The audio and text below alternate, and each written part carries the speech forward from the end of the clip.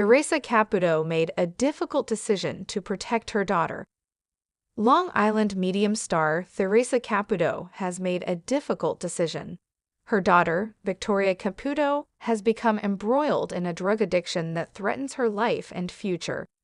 Despite her love for her daughter, Theresa, faced with the harsh reality, chose the only right path, sending Victoria to a rehab center for 90 days. Theresa had to make this decision for her daughter's well-being and future, although it wasn't easy. She believes that tough love sometimes shows the right path. Now, only time will tell if this tough decision can lead Victoria to a new path in life. Theresa Caputo sat in her living room, staring at the framed photo of her daughter, Victoria, as a child. She remembered the days when Victoria's laughter filled the house, her dreams as bright as the morning sun. But now her daughter was lost, trapped in the darkness of addiction.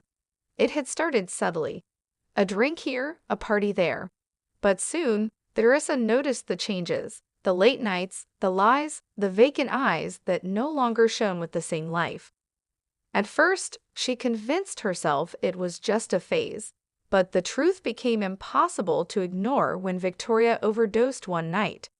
The ambulance had arrived just in time.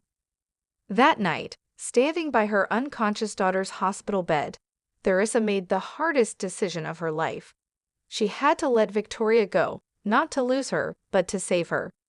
The next morning, when Victoria woke up, weak and angry, Theresa sat beside her and took her hand. "You need help, sweetheart," she said, tears in her eyes. "I don't need help, Mom. I can handle this," Victoria protested, pulling away. "No, you can't," Theresa said firmly. "And I won't watch you destroy yourself." Despite Victoria's resistance, Theresa arranged for her to enter a rehab center for 90 days. The car arrived to take her away, and Victoria turned back one last time, her face filled with resentment and sadness. "I hate you for this," she whispered. Theresa felt her heart shatter, but she stood strong. "I love you enough to let you hate me." Days turned into weeks. At first, Victoria refused to participate in therapy, but slowly she began to heal. She wrote letters to her mother, filled with anger at first, then pain, and finally understanding. When the 90 days ended, Victoria stepped out of the rehab center, her eyes clearer than they had been in years. Theresa was waiting for her, arms open. Victoria hesitated for a moment before rushing into her mother's embrace. "Thank you for not giving up on me." Theresa held her tight, tears streaming down her face. "I never will." Because sometimes, the hardest decisions are the ones made out of the deepest love. However, Theresa Caputo had never felt this much guilt before. As Long Island's most famous medium, she had always believed that everything happened for a reason. But the car crash last week had shaken her to the core. It was supposed to be a regular afternoon. She was on her way to meet a client when she got distracted by a strong spiritual presence. A vision of an elderly woman appeared before her eyes, whispering a name, Anthony. In that split second of distraction, Theresa's car veered slightly off the road and tapped the back of another vehicle. No one was seriously hurt, but the driver of the other car, a man in his 50s named Mark, was clearly shaken. "You weren't even looking at the road," he yelled, stepping out of his vehicle. Theresa, still overwhelmed by the spirit's presence, immediately apologized. "I'm so sorry," she said sincerely. "I take full responsibility." Mark, however, wasn't ready to forgive so easily. "People like you think they can do whatever they want," he muttered. Theresa felt a sudden chill. The spirit was still there.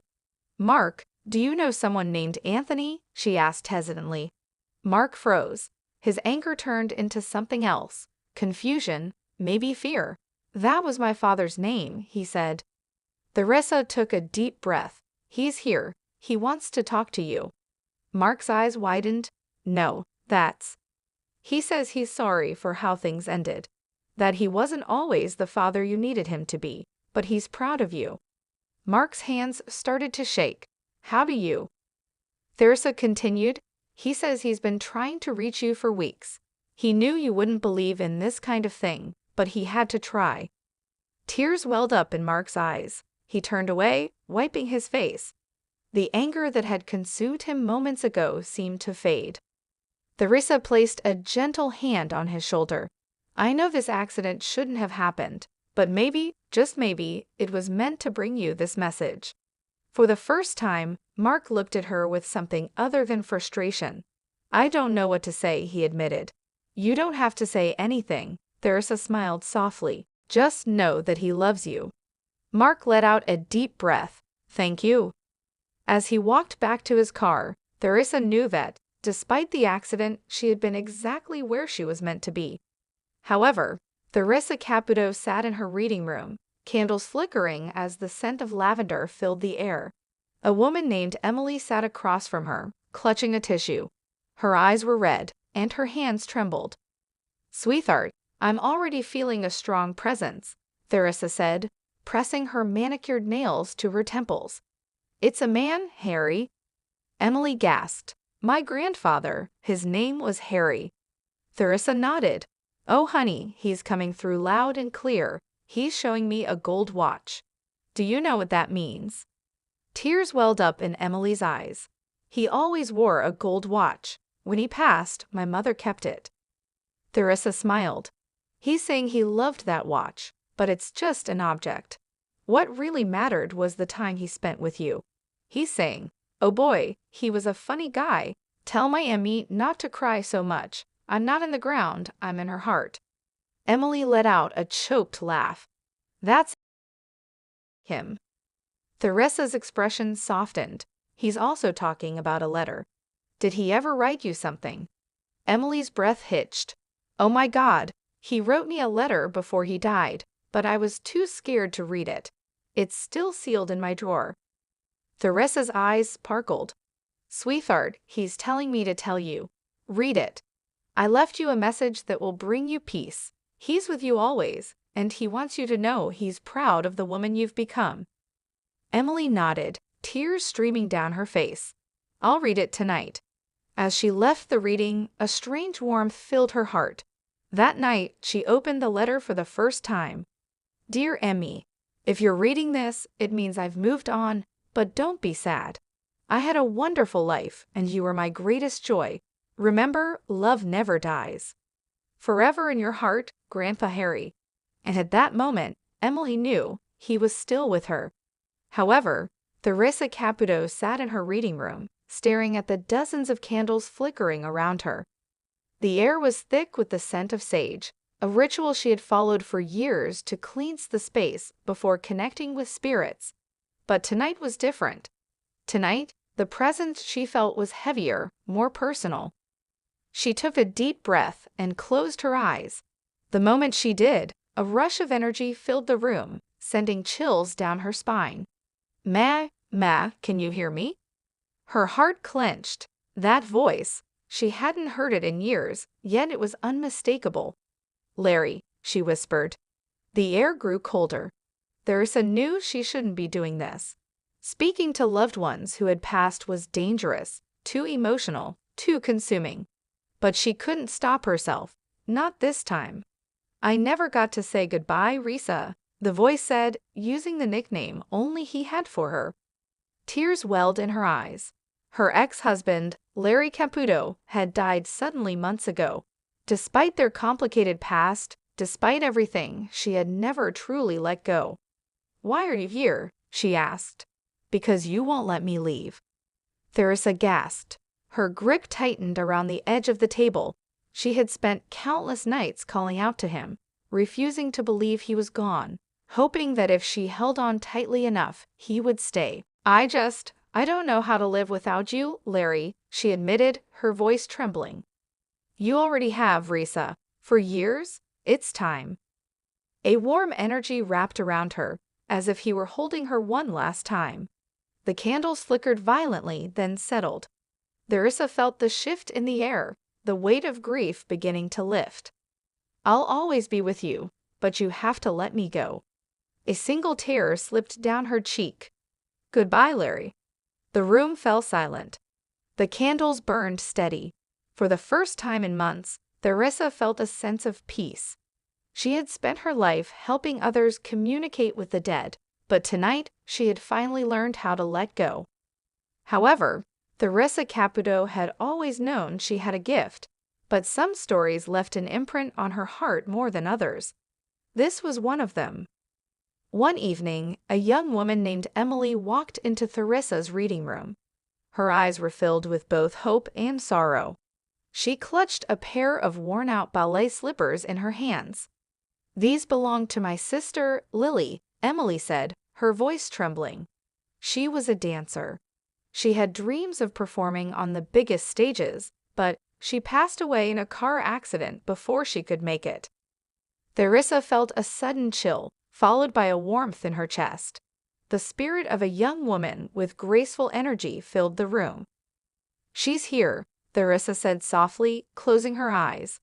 "She's showing me a theater, bright lights, she's dancing.